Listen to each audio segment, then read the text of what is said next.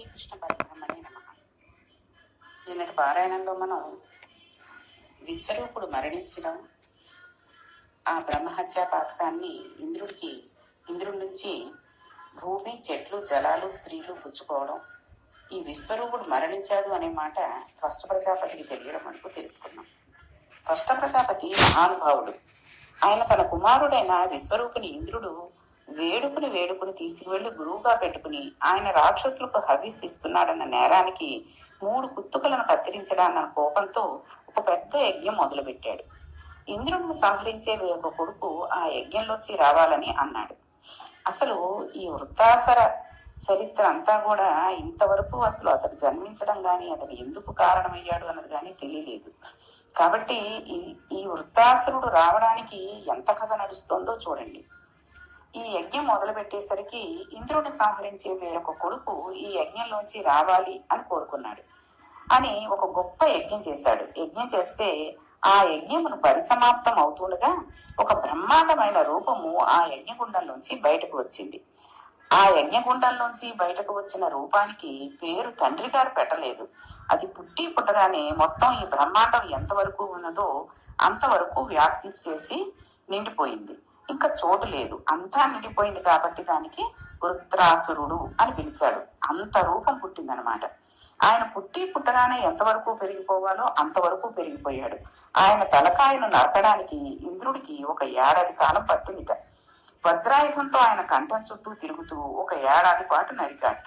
కోస్తే ఉత్తరాయణ దక్షిణాయన మధ్యకాలానికి కోయడం పూర్తయింది. అంటే త్వష్ట ప్రజాపతి యజ్ఞంలోంచి ఎంత పెద్ద స్వరూపం పుట్టిందో చూడండి. అతను పుడుతూనే ఆకాశాన్ని అంతటినీ నోట్లో పెట్టుకుని చప్పరించేసట. ఆ తర్వాత అది ఏమైనా రుచిగా ఉంటుందేమోనని ఒక్కొక్క గ్రహాన్ని నాకి అవతల పారిస్తూ ఉండేవాడు. అలాగ గ్రహములను, నక్షత్రాలను, బ్రహ్మాండాలను, గెలక్సీలను అన్నిటినీ చేతులతో పట్టుకుని వాటిని నాకి అవతల పారిస్తూ ఉండేవాడు. అంటే అతడు ఈ బ్రహ్మాండాలని ఉచ్చిష్టం చేశాడు. అంటే వాడు ఎంగిలి చేసిన దానిని ఈ ప్రపంచంగా మార్చాడు. వాడు పుడుతూనే ఇంద్రుడనేవాడు ఒకడు ఉండాలి, వాడు ఎక్కడ ఉంటాడు అని అడిగాడు. అంటే వాడు తనని చంపడానికి వచ్చేస్తున్నాడని ఇంద్రుడికి తెలిసిపోయింది. వాడ సామాన్యుడు కాదు, యజ్ఞంలోంచి వచ్చినవాడు. భూనభోంతరాలంతటినీ నిండిపోయి ఉన్నవాడు. ఇప్పుడు ఇంద్రునికి ఒకదాని తర్వాత ఒకటి ఎన్ని కష్టాలు వస్తున్నాయో చూడండి. ఇంకిప్పుడు ఇంద్రుడు తన సైన్యాన్ని అంతటినీ తీసుకుని యుద్ధానికి వెళ్ళాడు. ఆ సైన్యంలో దిక్పాలకులందరూ ఉన్నారు, రుద్రగణాలు ఉన్నాయి, లేని వాళ్ళు లేరు. అందరూ తమ దగ్గర ఉన్న అస్త్రశస్త్రాలన్నిటినీ అభిమంత్రించి విడిచిపెట్టారు. అవి మామూలువి కావు, మంత్రబద్ధమైన అస్త్రములు. వాడు దానికి ప్రతిగా ఒక శూలమును కాని బాణమును కాని వేయలేదు. ఇంతమంది వేసిన అస్త్రాలని తన గుప్పెటితో పెట్టుకుని చాలా ఆకలిగా ఉన్నాడు ఎలా తింటాడో వాటిని నోట్లో వేసుకుని అలా చప్పరించేశాడు. ఇంకా వానితో యుద్ధం లాభం లేదని ముందు బతికితే చాలనుకుని దేవతలందరూ పారిపోవడానికి నిర్ణయించుకున్నాడు. గబగబా పారిపోయి శ్రీమన్నారాయణ దర్శనం కోసం వైకుంఠ ద్వారం వద్దకు వెళ్లి నిలబడ్డాడు. ఆనాడు చేసిన గురుద్రోహం ఎన్నటి రూపంలో కట్టి కుడిపేస్తుందో చూడండి. వెళ్లి నిలబడి శ్రీమన్నారాయణను ప్రార్థన చేయడం మొదలుపెట్టారు. అయ్యా స్వామి, నువ్వు తప్ప రక్షించేవాడు లేడు, నువ్వు వచ్చి మమ్మల్ని రక్షించవలసింది అని ప్రార్థన చేశారు. ఆయనకు ఆర్తత్రాణ పరాయణుడు అని బిరుదు. ఆర్తితో ప్రార్థన చేస్తే తప్పు చేశాడా ఒప్పు చేశాడా అని చూడడు. గభాలను వచ్చి దర్శనం ఇచ్చి రక్షిస్తాడు. తనని నమ్మిన వారి పట్ల అలా ప్రవర్తిస్తాడు. అందుకని ఒక్కసారి శ్రీ మహావిష్ణువు దర్శనం ఇచ్చాడు.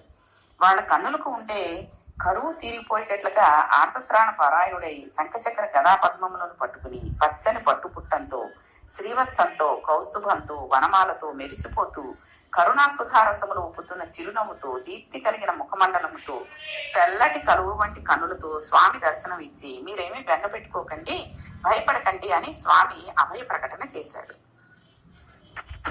అప్పుడు వీరందరూ స్వామిని స్తోత్రం చేశారు. అప్పుడు ఆయన ఏం కష్టం వచ్చిందని మీరు ఇలా పరిగెట్టుకొచ్చారు అని అడిగారు. నిజానికి ఆయనకి తెలియని విషయం అంటూ ఏముండదు, కానీ వాళ్ళ చేత చెప్పించాలని అలా అడిగారు. అప్పుడు వీళ్ళు అన్నారు, అయ్యా మా బుద్ధికి అట్టి తిని ముందు బృహస్పతికి అపచారం చేశాం, ఆయన కనబడడం మానేశారు. బ్రహ్మగారి దగ్గరికి వెళ్ళాం, విశ్వరూపుణ్ణి తెచ్చుకోండి అని చెప్పారు, తెచ్చుకున్నాం. ఆయన తాను బ్రహ్మజ్ఞానిని ముందే చెప్పాడు. అలా కాదు, వచ్చి గురువు పదవి స్వీకరించమని చెప్పి తెచ్చి పౌరహిత్యం అప్పచెప్పాం. ఆయన హవిస్సులు తీసుకువెళ్లి రాక్షసులకు ఇచ్చాడు. ఆ క్షణంలో ఇలా ఎందుకు జరిగిందో కొంచెం ఆలోచిద్దామని అనిపించలేదు. ఈ విషయం బ్రహ్మగారికి చెప్తే ఏం జరిగి ఉండేదో. తనే పెద్ద మొనగారినని ఇంద్రుడు గర్వాలన కత్తి తీసి విశ్వరూపిని శిరస్సు నరికేశాడు. అక్కడి నుంచి బ్రహ్మహత్య పాతకం వచ్చింది. దానిని తీసుకెళ్లి ఇంకొక నలుగురు మీద ఎత్తాడు. ఇంకా పరాంపరాంతరంగా అది వాళ్ళకి పట్టు కూర్చుంది. పోనీ అక్కడితో వదిలిపెట్టలేదు. ఇప్పుడు త్వష్ట ప్రజాపతి వృత్తాసురుడిని సృష్టి చేశాడు. ఈ వృత్తాసురుడు వచ్చి మా అస్త్రశస్త్రములన్నిటినీ మింగేశాడు. ఇప్పుడు మా దగ్గర యుద్ధం చేయడానికి ఏమీ లేవు, అన్నీ వాడు తినేశాడు. కాబట్టి ఈశ్వర, ఇప్పుడు నీవు తప్ప నాకు ఇంకా దిక్కు అంటూ ఏమీ లేదు అని చెప్పి ఘోరున విలపించారు. ఇప్పుడు శ్రీమన్నారాయణ ఏమనాలి? ఆయన గతంలో ఎన్నో అవతారాలను స్వీకరించాడు. అజాయమానో బహుదా విజాయితే. కానీ ఇప్పుడు ఆయన వెంటనే పోనీలేండి, మీరేం బెంగ పెట్టుకోకండి, నేను వచ్చేస్తున్నాను, వృత్తాసురుడిని సంహరించి మిమ్మల్ని రక్షిస్తాను అని అనలేదు. ఇక్కడ పొరపాటు ఎక్కడ జరుగుతోంది? బ్రహ్మజ్ఞానుల పట్ల జరుగుతోంది. అంటే ఎక్కడో మనస్సులో వాళ్ళ పట్ల చాలా చులకన భావం ఉంది. మనం పలుమార్లు వాళ్ళని తెచ్చుకోవచ్చు, ఎలాగైనా వాడుకోవచ్చు అనే భావన ఒకటి మనసులో మెదులుతోంది. ఇది ముందు లోపల సంస్కార వరంతో మార్చుకోవాలి. అందుకని ఇప్పుడు గురువుల అనుగ్రహం ఎలా ఉంటుందో, వారి త్యాగం ఎలా ఉంటుందో చూపించాలి అనుకున్నారు. చూడండి, మనం కూడా పౌరహిత్యం చేయడానికి వచ్చిన వాళ్ళకి వ్రతాలు చేయించడానికి, లేకపోతే పెళ్లిళ్ళు చేయించడానికి, మన ఇళ్లలో శుభకార్యాలు చేయించడానికి, గృహప్రవేశాలు చేయించడానికి బ్రహ్మగారులని పిలుస్తాం. పిలవడం కూడా ఎలాగంటే అసలు ఇంటికి వెళ్ళి వాళ్ళకి కాస్త పువ్వు, తాంబూలం, పండు ఇచ్చి వాళ్ళ ఆశీర్వచనం తీసుకుని పిలవాలి. ఇప్పుడు అలా ఏం లేదు, ఫోన్లో చెప్పేస్తున్నారు, రండి ఒకసారి మా ఇంటికి మీతో మాట్లాడాలని. ఈ బ్రహ్మగారు ఫోన్లే పిల్లాడు పిలిచాడు అని పెడుతున్నారు తప్పితే అసలు అలా వెళ్లకుండా రాకుండా ఉంటే వీళ్ళ పరిస్థితులు ఏంటండి? వచ్చిన తర్వాత నుంచి ఏదైనా ఒక ఆ వ్రతం చేసిన చోట ఏదైనా ఉన్నది అవి పట్టుకుని పెడుతుంటే అన్ని పట్టుకెళ్ళిపోయాడంటారు. మరి ఇంకా అన్ని పట్టుకెళ్ళకుండా ఉండాలి అని అంటే ఇంకా అక్కడ ఏమీ పెట్టకూడదు. అలాంటివి చిన్న చిన్న మాటలే అవి ఆయన ఎదురుగుండా అన్నారా పక్కకన్నారా అన్నది వేరే విషయం. ఒకవేళ పక్కన ఆయన వినట్లేదు కదా అని అన్నా భగవంతుడు వింటాడు కదండి. కాబట్టి మీరు ఇవ్వదలుచుకునేది ఇవ్వండి, అంతేగాని ఆయన తీసుకెళ్ళిపోతాడు, ఆయనకి కోటా బియ్యం ఇచ్చేద్దాం, 5 కేజీలు బియ్యం రాశాడు, 4 కేజీలు ఇస్తే సరిపోతుంది, ఊరికే ఎక్కువ రాసేస్తున్నాడని చాలా మంది అనుకుంటూ ఉంటారు. పంచల చాపు గాని చీరా జాకెట్ గాని ఇవ్వాలి వాళ్ళకంటే 100 రూపాయల్లోనో 50 రూపాయల్లోనో వచ్చేవి చూసుకుంటారు. అదే మన ఇంటి పెద్దకి గాని మన ఇంట్లో పిల్లాడికో అల్లుడికో అయితే అలాంటిది పెడతామండి.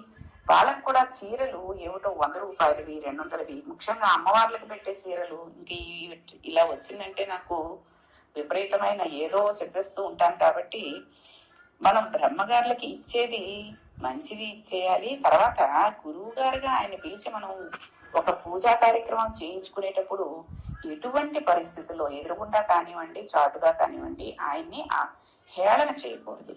అది మాత్రం మనం గుర్తుంచుకోవాలి. ఎందుకంటే మనం ఎన్ని అన్నా ఆయనే మనల్ని రక్షిస్తూ ఉంటాడు. ఇప్పుడు ఈ గురువుల త్యాగం ఎలా ఉంటుందో చూపించాలి అనుకున్నారు స్వామి. అనుకుని అన్నాడు, మిమ్మల్ని రక్షించడానికి మీకు అస్త్రశస్త్రములు పోయాయి కదా, వృత్తాసురుని చంపడానికి కావలసిన ఆయుధమును ఇవ్వగలిగిన వాడు ప్రపంచంలో ఒక్కడే ఉన్నాడు, ఆయనే దధీచి మహర్షి. మీకు వలయ ఆయుధం ఆయన శరీరం నుండి వస్తుంది. ఆయన నిరంతరము నారాయణ కవచమును పారాయణం చేశాడు. అందుకని ఆయన వద్దకు వెళ్ళి, అయ్యా మీ శరీరం ఇచ్చేయండి అని అడగండి. ఆయన బ్రహ్మజ్ఞాని, తన శరీరాన్ని ఇచ్చేస్తాడు. ఇంద్రుడికి బుద్ధి రావడానికి గురువుల త్యాగం అంటే ఎలా ఉంటుందో చూపించాలని అనుకున్నాడు స్వామి. ఆయన తన శరీరాన్ని ఇచ్చేస్తాడు కాబట్టి శరీరం ఇచ్చిన తర్వాత ఆయన శరీరాన్ని కూర్చివేయండి. లోపల ఉన్న ఎముకలను పైకి తీసి మూట కట్టుకుని పట్టుకు వెళ్లి విశ్వకర్మకి ఇవ్వండి. విశ్వకర్మ ఆ ఎముకల్లోంచి 100 అంచులు కలిగిన వజ్రాయుధాన్ని తయారు చేస్తాడు. అప్పుడు దధీచి మహర్షి ఎముకలతో నారాయణ కవచ ప్రభావంతో సమ్మిళితమైన ఎముకల నుండి తయారైన వజ్రాయుధంతో వృత్రాసురుడు సంహరించబడతాడు. అందుకని వెళ్లి దధీచిని ప్రార్థించండి అని చెప్పాడు. ఇప్పుడు వారిని మరొక నిష్ఠాగరిష్ఠుడి దగ్గరకు పంపాడు. ఇప్పుడు ఇంద్రుడు వెళ్లి ఎంత సిగ్గుమాలిన మాట అనాలి? తన లబ్ధి కోసం అయ్యా మీ శరీరం ఇచ్చేయండి అని అడగాలి. ఇప్పుడు ఇంద్రుడు మళ్లీ బయలుదేరాడు. కానీ వృత్తాసురుని చంపే ముందు ఒకసారి ఆలోచన చేసుకున్నాడు. దధీచి మహర్షి ఎముకలతో వజ్రాయుధములు తయారు చేసి దానితో తను వృత్రాసురుని చంపివేయవచ్చునని శ్రీ మహావిష్ణువు చెప్పాడు. నిజమే. కానీ వృత్తాసురుడు త్వష్ట ప్రజాపతిచే సృష్టించబడిన వాడు, ఆయనకు కొడుకు.